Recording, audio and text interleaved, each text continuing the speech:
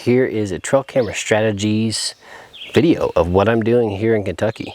I've got a pretty big property that I'm covering right now, and I want to walk you guys through some of the process and the steps I'm taking to locate these deer and put patterns on them for a velvet hunt.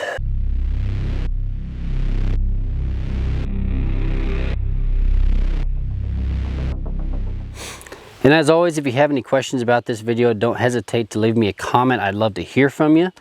And if you haven't already, hit that like and subscribe button. This will be the third year I've been running cameras on this property. I didn't run any last year, that was the only year, but the 2 years before that I did. And I hunted it in 21. So it's very good deer here. I'm happy with it. And I feel good about what I know about the property. So I'm gonna go back to those historical routes that I knew produced, and this first trail camera here is exactly one of that. I had located a monster in velvet about 70-80 yards from here, bedded, same spot, about 3 days in a row, just couldn't seal the deal.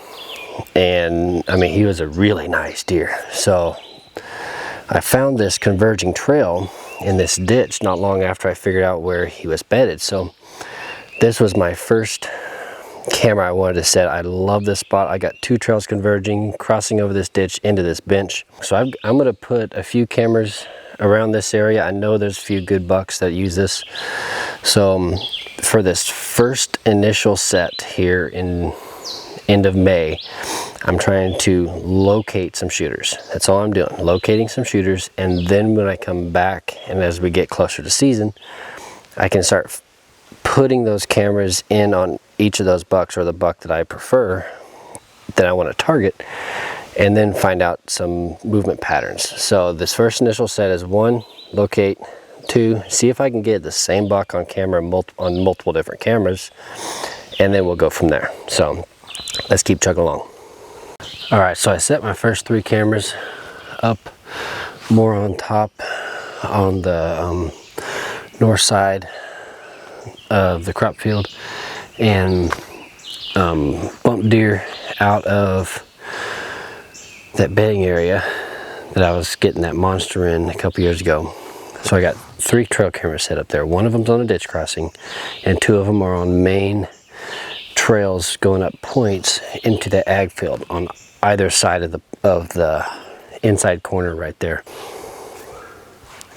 Just a tip for you: don't get caught up just on a creek crossing. Find these little hidden water holes. If you can get a ditch, a drainage ditch that, even though it's dry, keep walking it, because sometimes in these mountains you'll actually get into a spring, which it looks like I actually have flowing water. So I might be getting into a spring here, which would be killer. That's where I shot my Kansas buck last year, was on a spring. So keep walking up those ditches. Try to find where the water starts pulling, and if you can find a spot that maybe 50-60 yards worth of water, not a ton, but just enough, that's where the deer are going to be converging on, and you're good to go. So I just started getting into water, and it looks like it's flowing. So I'm going to keep walking up and see if I can find an actual spring, a headwater to this. And if I do, it's getting the camera.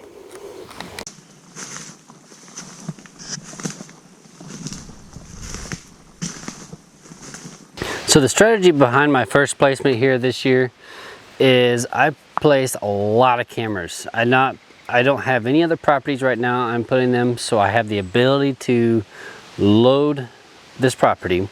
I'm covering multiple different areas. I'm trying to give myself variety. The biggest thing I'm trying to do right now is I'm trying to locate deer. Not only am I trying to locate deer, but if I can start getting the same deer on multiple cameras, I can kind of start putting the puzzle pieces together on them, and then I can adjust cameras as I go. So I set 15 cameras this weekend. I mean, I've put a lot up. Of course, it's the big properties, that helps.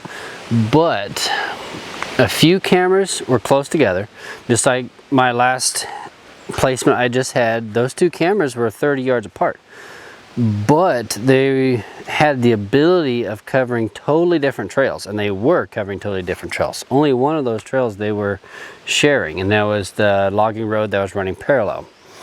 And then most of my other cameras were separated by a decent distance, but still complemented each other. And that was kind of what I wanted. I wanted to have a few cameras that complemented each other. They might not have been that close together, but they were 100 yards apart, you know, so, or more than that, a couple 100 yards apart. They were at least close enough to possibly complement each other. So that was my goal going into this weekend. I'm gonna let these soak for a while. I'm probably gonna make monthly trips up here throughout the summer, so keep an eye out for those. And I'm just gonna keep shifting, and we'll leave the cameras that are working and then shift the cameras that don't have deer on them. So the deer aren't moving very far during the summer, and the crop fields really haven't taken off yet. They just started planting beans, and some of the fields they haven't planted yet. So that's still to be determined on how the deer will adjust once those fields come in too. That's something too, is we got to keep up with the little tiny bit of adjustments, because those crop fields are going to provide a lot of cover once they're up. So and it's going to be really cool down inside the crops. They love laying in those things. So keep an eye out. I'm going to keep posting strategy videos as I go throughout the summer and keep y'all updated. Hunting a velvet buck is going to be a really fun challenge. I've only hunted up here one other time, hunted this early one other time. That was 2 years ago in my 21 season. Had a blast, had opportunity. I had encounters. I didn't have quite have opportunities, but we were close. So I'm very confident about what I know about this property. Only time will tell, right? So thanks for watching, y'all. Please hit that like and subscribe button, and I'll see you on the next video.